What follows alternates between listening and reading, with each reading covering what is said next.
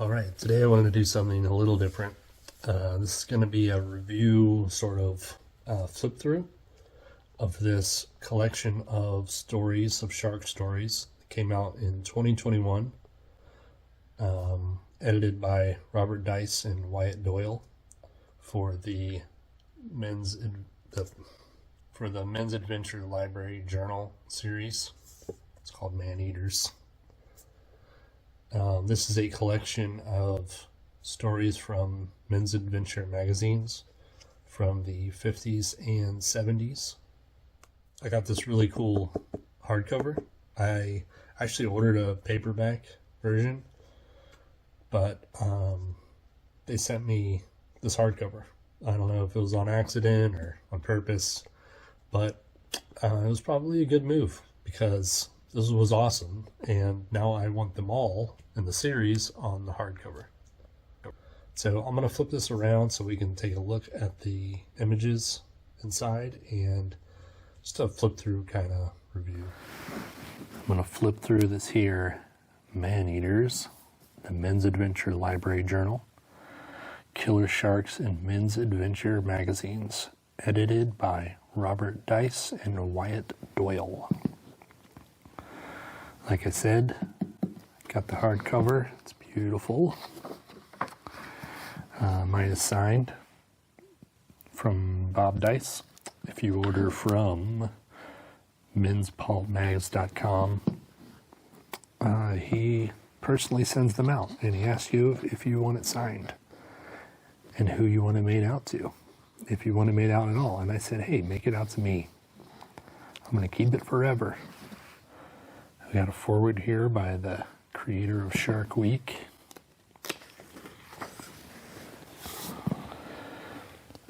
We have prefaces by Robert Dice and Wyatt Doyle.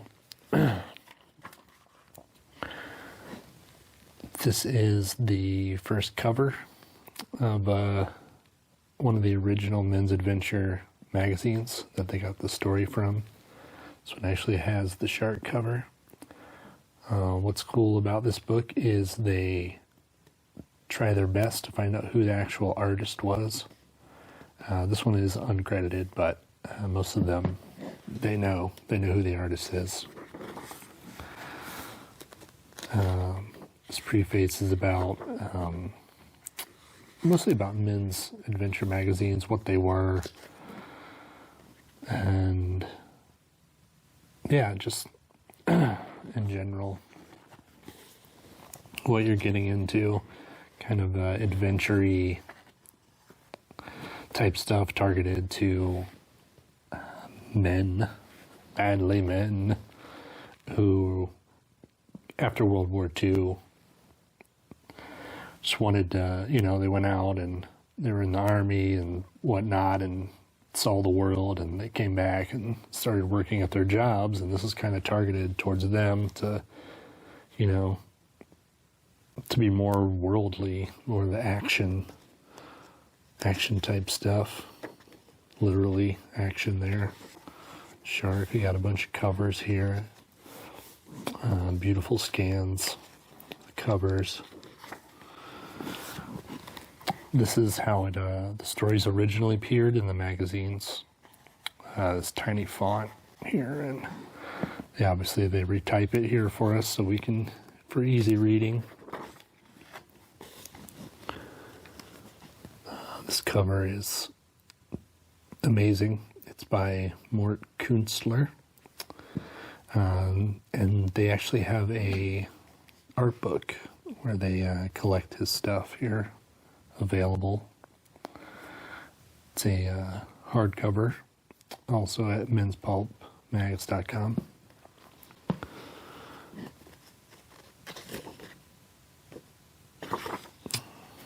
The original's in black and white. I really like this story.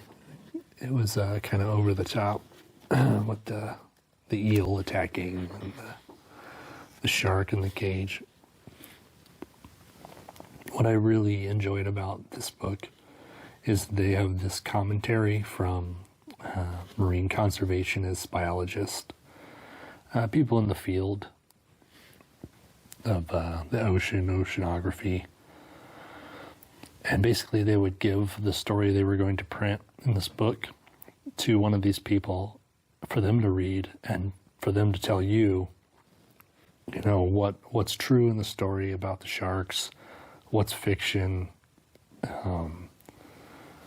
how exaggerated the shark attacks are.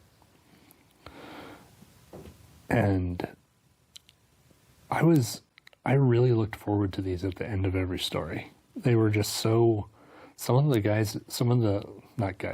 the scientist people were very funny. Some of them just they get it, they get what the story is, how it's supposed to be fun and silly and kind of stupid. And then there's some very stiff scientist type people who are actually, the facts are.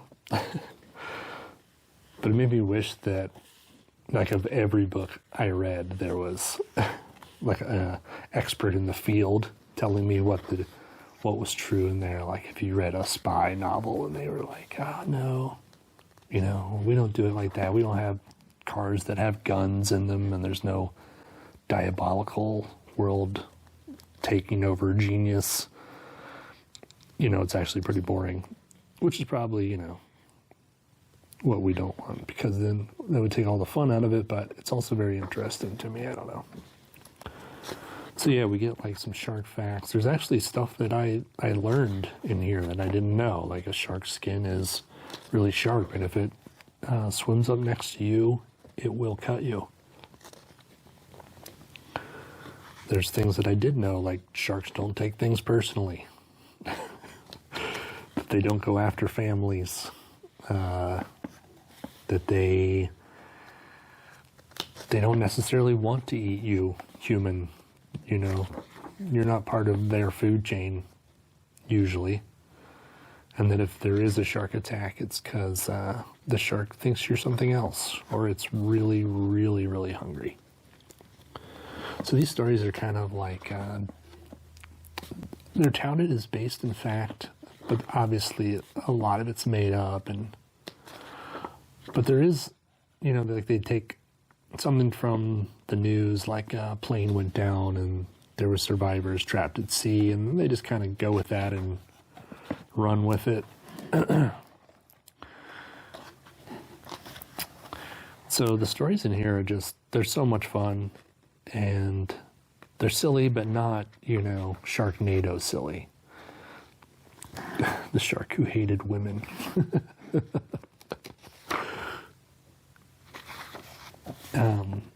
Yeah, so it's not over the top. It's, before those days, before the sharksploitation. Even though this is kind of the birthing of it, I'd say. So, yeah, they did such a good job collecting these stories, and each story's a little different. As the eras go on, the 50s ones are more the ones that are based in fact and more realistic, and then once it gets to the 70s, it gets pretty outlandish. Covered with mad.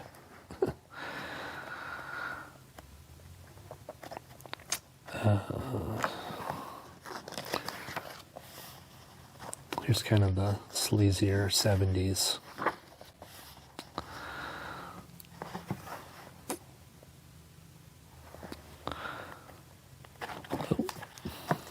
It's getting hard to flip through here.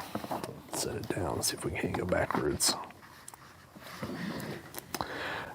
New Texture is the publisher of the Men's Adventure Library Journal. That's owned by Wyatt Doyle, one of the editors. Here's some other New Texture releases. And then on Men's Pulp Mags, they have these that are collected with Robert Dice and Wyatt Doyle. And then there's also magazines that are separate, that are available on menspulpmags.com. that is Robert Dice and someone else.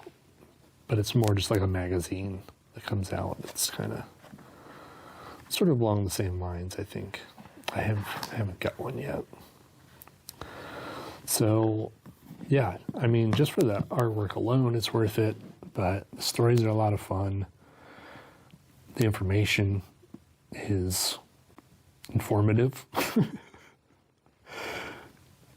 I loved it. I want to get all of these. I want to collect them all. They're just so nice. So there you have it. Man-eaters.